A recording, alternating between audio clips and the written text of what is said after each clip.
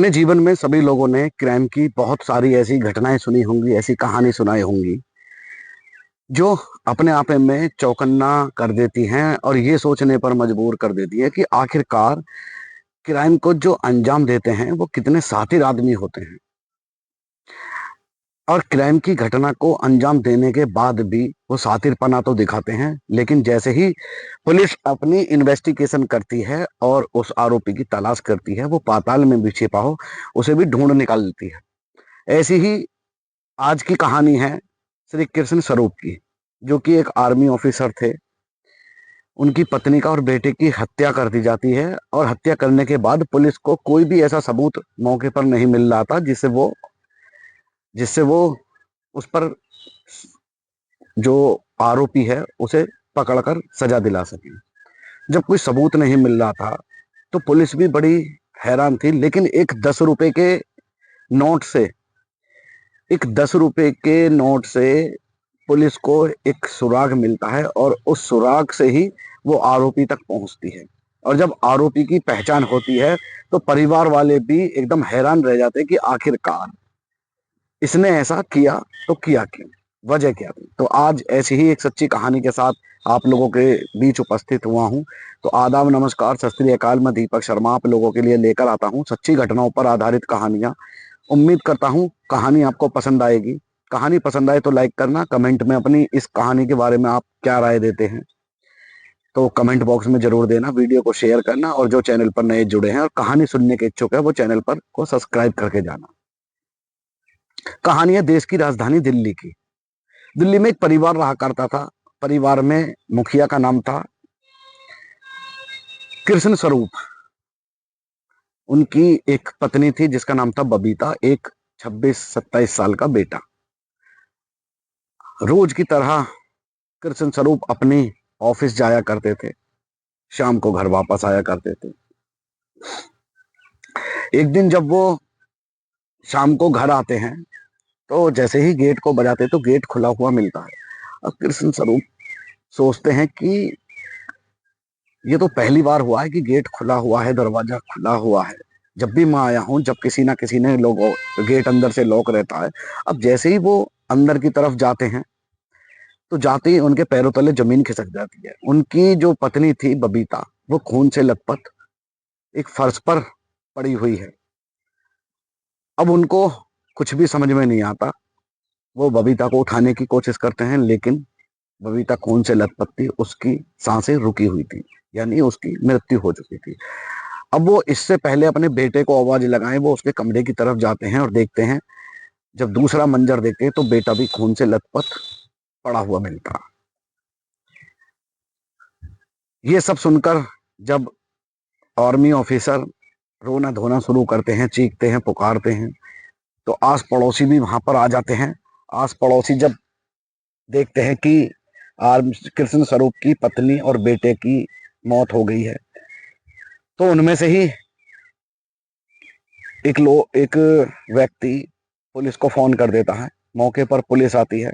Police आकर श्री कृष्ण स्वरूप से बातें करती है, वो बताती है। और जब उन्हें पुलिस वालों को ये पता लगता है कि ये आर्मी ऑफिसर है, उसके जो पत्नी है और बेटा है उसकी हत्या हो गई है, तो पुलिस अपनी इन्वेस्टिगेशन चालू कर देती है। पूरे घर की छानबीन करती है, लेकिन कोई भी ऐसा सबूत हाथ नहीं लगता जिससे पुलिस को उस इन्वेस्टिगेशन में मदद मिल सके।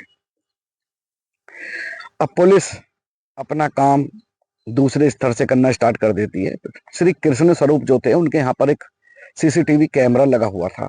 सीसीटीवी कैमरे को छानने की कोशिश करती है, उसमें ये आरोपी को पहचानने की कोशिश करती है, लेकिन सीसीटीवी कैमरा तो लगा हुआ है, लेकिन जब देखती है कि उसका जो डीवीआर होता है जिसमें सब चीज रिकॉर्ड होती है वो वहां से गायब है। अब पुलिस के हाथ फिर खाली रहते हैं। पुलिस वाले सोचते हैं कि आखिर घटना को अंजाम दे सकता है तो कौन दे सकता है। उनके कुछ भी पुलिस वालों को ऐसा हासिल नहीं हो रहा था जिसे वो हासिल करना चाहते थे। अब कई बार क्या होता है कि पुलिस को गुमराह करने के लिए आरोपी हत्या करने के बाद, ऐसी घटना को अंजाम देने के बाद कपड़े, सामान वामान ये सब फैला कर चला जाता है, जिससे पुलिस वालों को ये चोरी का मामला, डकैती का मामला लगे। वहां भी कुछ ऐसा ही था, लेकिन पुलिस हर एंगल पर इसकी जांच कर रही थी। अब पुलिस जब कैमरा का डीवीआर वहां नहीं मिलता तो पुलिस के हाथ फिर खाली हो जाते हैं, लेकिन पुलिस अपनी उम्मीदें नहीं छोड़ती है, क्योंकि बात एक आर्मी ऑफिसर के परिवार की थी। आस पड़ोस में देखती है तो अचानक से उन्हें एक सीसीटीवी कैमरा फुटेज नजर आता है, और उसमें एक 4 सेकंड का वीडियो निकाला जाता है। 4 सेकंड के वीडियो में एक आदमी मुंह पर गमछा बांधे जा रहा है, और उसके हाथ में कुछ ऐसी तरीके की चीज है जैसे डीवीआर होता है। अब उस आदमी की चाल ढाल, कपड़ों का पहनावा घर वालों को दिखाया जाता है, लेकिन गमछा मुंह पर बांधा हुआ था तो उसकी पहचान कोई भी नहीं कर पाता। अब पुलिस वाले सोचते हैं कि ये आदमी पैदल जा रहा है और मुंह पर गमछा बांधे हुए, हाथ में कुछ इसके ऐसा लग रहा है जैसे डीवीआर जैसी कोई चीज हो, लेकिन ये जा पैदल रहा, इसका मतलब या तो ये पब्लिक ट्रांसपोर्ट से आया, या रिक्शे से आया, या ऑटो से आया। तो पुलिस वाले एक आइडिया लगाते हैं, तो पुलिस वाले इसी आइडिया के अनुसार इन्वेस्टिगेशन को आगे ले जाते हैं। बाहर रोड की तरफ जाते हैं, रिक्शे वालों से, ऑटो वालों से, सभी से पूछताछ करते हैं कि क्या कोई ऐसा व्यक्ति जिसने मुंह पर गमछा बांध रखा हो या हाथ में कोई ऐसी चीज हो, संदिग्ध लग रहा हो, क्या तुमने उसे कहीं छोड़ा है? तो सभी ये कह देते हैं कि नहीं साहब, हमने तो ऐसा आदमी कोई नहीं छोड़ा कल। और पूछते पूछते शाम हो जाती है।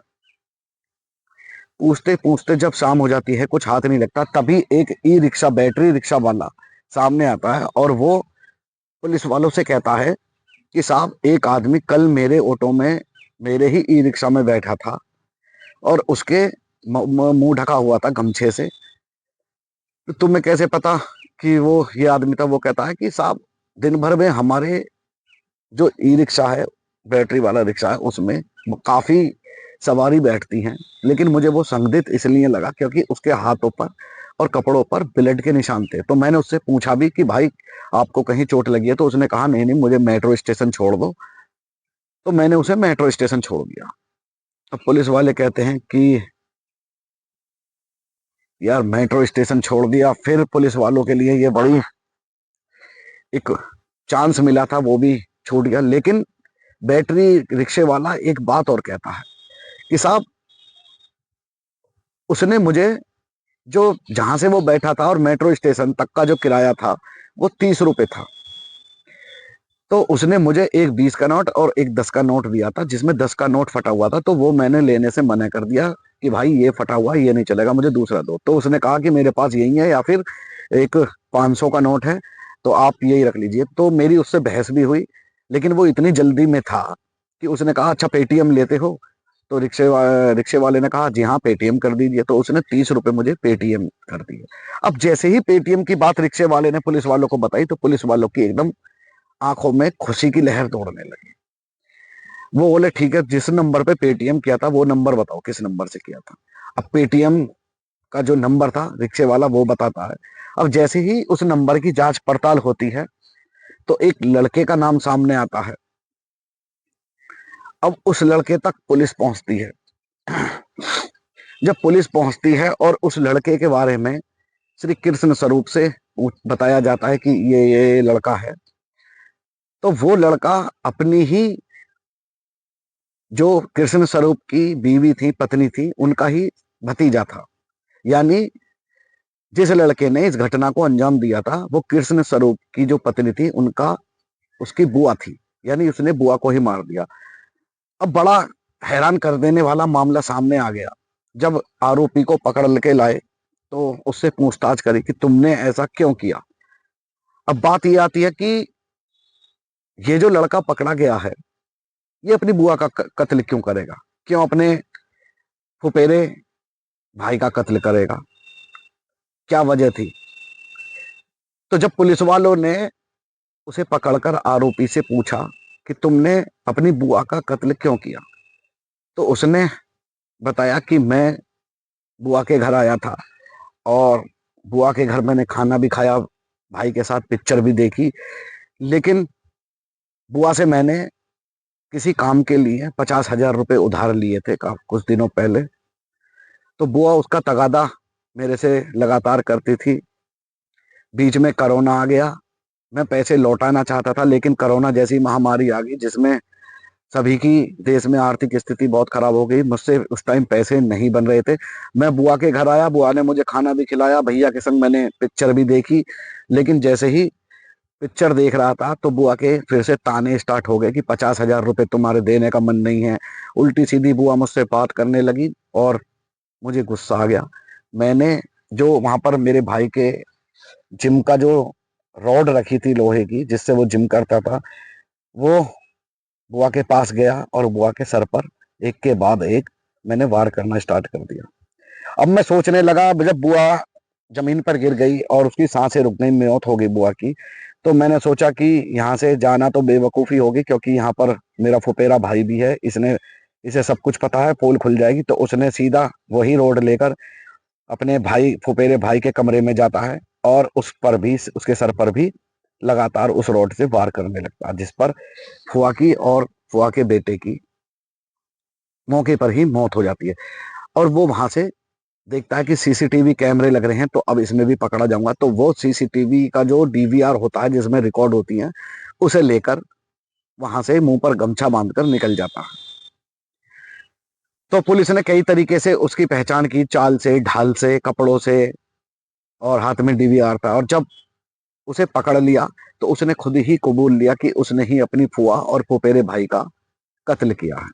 अब पुलिस ने उसे गिरफ्तार कर कोर्ट में पेश करके जेल भेज दिया है, क्योंकि दो दो मर्डर का केस है। तो देखिए, इस तरीके से पूरी जो कॉलोनी थी वो भी यही कह रही थी कि बताओ रिश्ते के कैसे होते जा रहे हैं। जिस फुआ ने उसकी 50,000 रुपए से ऐसे टाइम पर मदद की थी जब कोई उसके आगे, सब उसके से मुंह मोड़ रहे थे, और उसी बुआ का उसके भतीजे ने कत्ल कर दिया। तो आजकल हमारे देश में रिश्तों की बिल्कुल भी कदर नहीं है, खत्म होते जा रहे हैं। बाप बेटे को नहीं समझ रहा, बेटा बाप को नहीं समझ रहा। तो मेरी आपसे यही गुजारिश है कि अपने रिश्तों की कदर करें और क्राइम करने से बचें। जो लोग आपकी मदद कर रहे हैं, आपके पास पैसे उनको देने के लिए नहीं बन रहे, तो हाथ जोड़कर उनसे प्रार्थना करें कि मैं आपके पैसे लौटा दूंगा, इस टाइम मेरा बुरा वक्त चल रहा है और मेरे पास पैसे नहीं बन रहे हैं। और मैं उनसे भी कहूंगा कि किसी को यदि आपने पैसे दे दिए हैं तो उसे ज्यादा इतना मतलब परेशान ना करें, उसे इतना जलील ना करें कि वो किसी क्राइम की घटना को अंजाम देने में मजबूर हो जाए। तो ये थी आज की सच्ची कहानी, जो कि दिल्ली से थी। एक बुआ ने एक भतीजे ने अपनी बुआ का किस तरीके से कत्ल किया। उम्मीद करता हूं आपको कहानी पसंद आई होगी। इस कहानी को सुनाने का उद्देश्य किसी की भावनाओं को ठेस पहुंचाना बिल्कुल नहीं है। आपको जागरूक करना है, सचेत करना है। अपना ख्याल रखें, अपनों का ख्याल रखें, सावधान रहें, सुरक्षित रहें। तो मिलता हूं आपसे ऐसी ही एक सच्ची कहानी के साथ। तब तक के लिए जय हिंद, जय भारत।